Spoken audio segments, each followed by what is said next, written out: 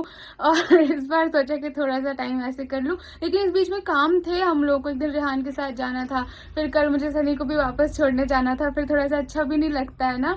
मैं बहुत ज़्यादा इमोशनल हूँ, आपको पता ही है, तो हर चीज़ में आने में इतनी खुशी और जाने में रोना, खैर ये सब तो होता रहता है। और आपके बहुत सारे विशेष अब भी आ रहे हैं, और आपको पता है मैं बाहर भी निकलती हूँ ना, जब अभी मार्केट गई थी जैसे, तो हर कोई मुझे कॉन्ग्रेचुलेशन बोल रहा है। मतलब इतने दिल से आप लोग मेरी खुशी में खुश हो रहे हो ना, तो बहुत अच्छा लग रहा है। कमेंट्स में बहुत सारे लोग बोल रहे हैं लव स्टोरी बताओ, लव स्टोरी बताओ। तो देखो, लव स्टोरी तभी अच्छी लगती है जब दो लोग साथ में बैठ के बताते हैं। जब इंशाल्लाह ऐसा मौका आएगा जब हम साथ में बैठ के बताएंगे, तभी आपको पता चलेगा। बोल रहे छुपी रुस्तम, या तुमने इतने साल से नहीं बताया। तो देखो, मैं इसको क्लियर करना चाहती हूँ कि हर चीज का एक सही वक्त होता है, और लव मैरिज का सिर्फ ये मतलब नहीं होता कि आपने एक दूसरे को पसंद किया और किसी को इतना कन्विंस नहीं किया तो बस अब कर ली जिद करके बस उसी वक्त करा लिया, ऐसा नहीं होता है। अपने घर वालों को भी खुश करना पड़ता है, सेटिस्फाई करना पड़ता है।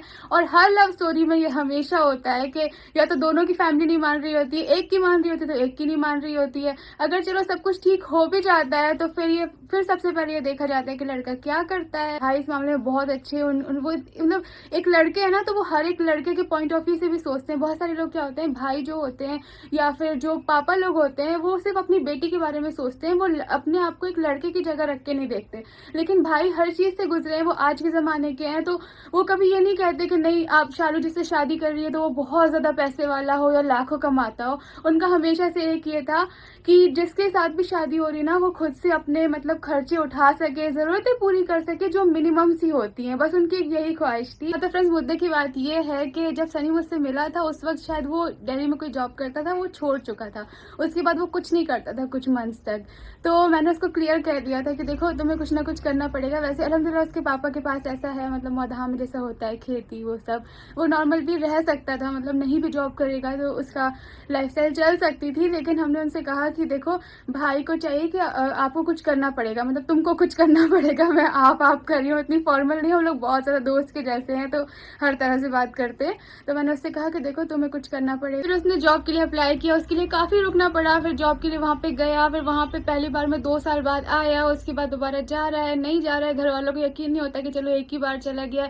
वहां पे उसको बहुत मेहनत भी पड़ी उसके लिए, मतलब मेरे दिल में इस बात की बहुत इज्जत है, क्योंकि घर से दूर जाना, इतने प्यार के माहौल को छोड़ के दूर जाना, ऐसी कंट्री में जहाँ आपको कुछ काम नहीं आता हो, एक ऐसी पोस्ट पे काम करना जहाँ पे आपको कंप्यूटर से आपने पहले तो कुछ किया नहीं है, अब उस टाइम आपको पूरा कंप्यूटर का काम, साथ साथ इंग्लिश भी नहीं आती, साथ साथ अरबी भी नहीं आती प्रॉपर वाली, तो आपको बहुत मुश्किल होती है। तो वो सब उसने किया, वहाँ पे 4-5 साल रहा, उसने अपने आप को प्रूव किया। इन सब चीज़ों में बहुत सारी चीज़ें आगे पीछे हुई, ये सब आपको मैं सिर्फ शॉर्ट में बता रही हूँ कि इन सब चीज़ों में इतना टाइम लग जाता है, और हमें सीरियसली 7 साल लगे हैं, कोई छोटी बात नहीं है। लेकिन हमने और सनी ने हमेशा से सोचा था कि घर वालों को, माँ बाप को स्पेशली, हमेशा सुकून में आ जाना चाहिए, उनके दिल में कोई भी ऐसी बात नहीं रहनी चाहिए। अब हमारे यहाँ पे क्या है कि आपको पता है कि पापा को जो है वो इतनी अब ज्यादा इतना समझ नहीं है।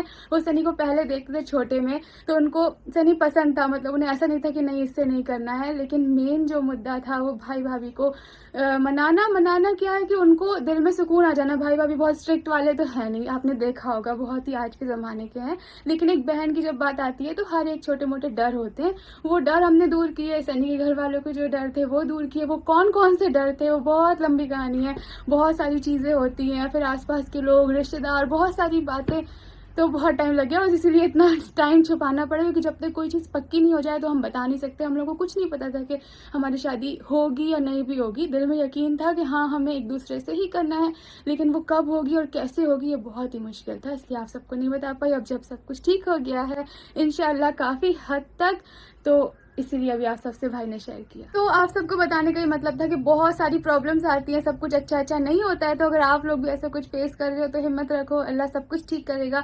आप तो सोचिए, मेरे साथ तो ऐसा भी हुआ है कि हमारी एंगेजमेंट होने वाली थी, हम लोग जा रहे थे, जब बीच में आया था यूट्यूब पे कि सबकी एंगेजमेंट हो गई, लेकिन एंगेजमेंट हुई ही नहीं। हमारी तैयारियां हो गई, हमें टिकट करके निकलना था, और लास्ट मोमेंट पे अगर कोई चीज़ कैंसिल हो जाए तो सोचो कैसा लगता है। वो कपड़े, वो ज्वेलरी अभी तक मैंने दोबारा देखी भी नहीं है।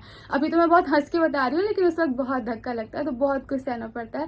लेकिन फिर आखिर में जैसे मैं हमेशा कहती हूँ, सब ठीक हो जाता है और आगे भी मुझे आप सबकी दुआओं की ज़रूरत है, क्योंकि आगे भी सब कुछ ठीक होता रहे जैसे अभी अल्लाह ने खुशियाँ दी है इतने सालों बाद। लेकिन लास्ट में मैं आपको बस एक चीज़ कहना चाहूँगी कि ये सब चीज़ें आप सह लेते हो, क्योंकि अगर आपके जो सामने, जो आपके साथ है, जो आपका पार्टनर है, वो अगर आपको खुश रख रहा है, आपके लिए एफर्ट ले रहा है, एफर्ट मैटर करते हैं। एफर्ट लेने में अगर उसको 7 साल लग भी गए तो ठीक है, लेकिन वो लेता रहा। हर एक की फैमिली का माहौल अलग होता है, सबको मुश्किलें आती हैं, लेकिन अगर सामने वाला आपके लिए इतना कुछ कर रहा है, आपको भी उसके साथ हमेशा खड़े रहना चाहिए, बदलना नहीं चाहिए उसको। वक्त अगर वो ले रहा है तो उसे भी समझना चाहिए। तो मैंने भी बस वही किया है, क्योंकि मुझे उसका भी साथ चाहिए था और मुझे घर वालों की भी खुशी चाहिए थी।